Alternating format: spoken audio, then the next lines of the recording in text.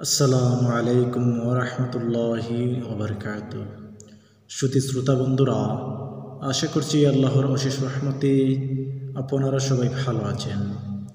আজকে আমরা জানব মুহররম মাসের ইবাদত ও ফজিলত সম্পর্কে এবং আশুরার মর্তবা। তাহলে চলুন আর দেরি না করে মুহররম মাসের ইবাদত ও ফজিলত এবং আশুরার মর্তবাগুলো জানা যাক।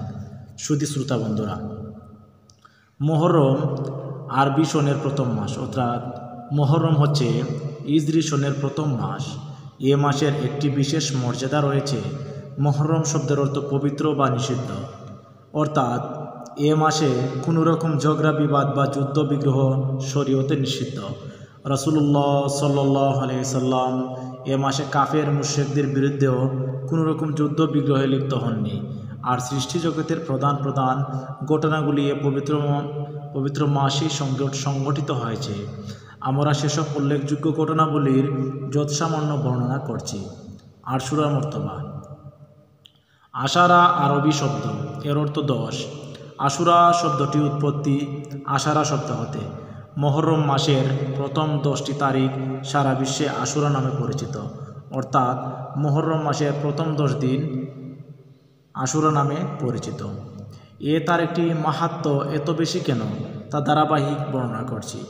এ মাসের 10 তারিখ দিনটি পৃথিবীর ইতিহাসে যে কোনো দিনের চেয়ে অধিক সম্মানিত এবং উল্লেখযোগ্য, কারণ এই দিনে অর্থাৎ এই তারিখে মহান আল্লাহ সুবহানাহু ওয়া তাআলা লাওহে মাহফুজ, অর্থাৎ লাওহে মাহফুজ, কলম, সমস্ত সাগর, মহাসাগর, পাহাড় পর্বত, সপ্ত আকাশ সৃষ্টি করেছেন। সুবহানাল্লাহ। অর্থাৎ এই দিনেই, অর্থাৎ এই তারিখেই আল্লাহ সুবহানাহু ওয়া তাআলা লাওহে মাহফুজ, কলম, সমস্ত সাগর, মহাসাগর, পাহাড় পর্বত, সপ্ত আকাশ সৃষ্টি করেছেন। হজরত আদম আলাইহিস সালামকে এ তারিখে সৃষ্টি করে আবার এ তারিখেই বেহেশতে প্রবেশ করিয়েছেন। হজরত ইব্রাহিম আলাইহিস সালামকে এ তারিখে সৃষ্টি করেছেন। হজরত মুসা আলাইহিস সালাম এর দুশ্মন মিশরের বাদশাহ ফেরাউন মুসা আলাইহিস সালামের পশ্চাদ্বর্তন করে নীল নদে ডুবে প্রাণ নিয়েছিলেন। হজরত আদম আলাইহিস সালাম বেহেশতচ্যুত হয়ে ক্রন্দন করার কারণে তার তওবা কবুল হয়েছিল এই মুহররমের 10 তারিখ আশুরার দিনে। আখেরি নবী হজরত মুহাম্মদ সাল্লাল্লাহু আলাইহি সাল্লামের প্রিয় দৌহিত হজরত ইমাম হুসাইন রাদিয়াল্লাহু তাআলা কারবালার ময়দানে ইয়াজিদ সৈন্য কর্তৃক শাহাদাত বরণ করেন এই তারিখ, অর্থাৎ মুহররমের 10 তারিখ আশুরার দিনে। এছাড়া আল্লাহ সুবহানাহু ওয়া তাআলা এ তামাম মাখলুকাত ধ্বংস করবেন, অর্থাৎ কিয়ামত ঘটাবেন এই মুহররমের 10 তারিখ আশুরার দিনে কোনো এক শুক্রবারে। এ সমস্ত ঘটনা ছাড়া এ বিশেষ দিনটিতে আল্লাহ সুবহানাহু ওয়া তাআলা আরও অনেক ঘটনা সংঘটিত করেছেন এবং করবেন। এ কারণেই মুহররম মাসের 10 তারিখটি এত মর্তবা। এ তারিখটি ইসলাম জগতে ইয়াউমে আশুরা নামে পরিচিত হয়ে আসছে।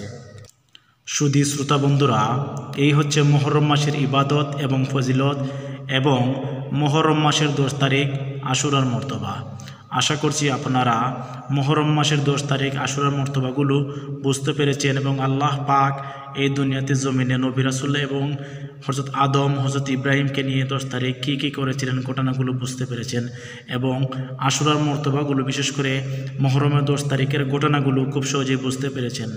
ভিডিওটিতে কোনো ধরনের ভুল ত্রুটি হয়ে থাকলে আপনারা ক্ষমা সুন্দর দৃষ্টিতে দেখবেন এবং ভালো লাগলে সাবস্ক্রাইব করে আমাদের পাশে থাকবেন পরের ভিডিওগুলো আপডেট পাওয়ার জন্য।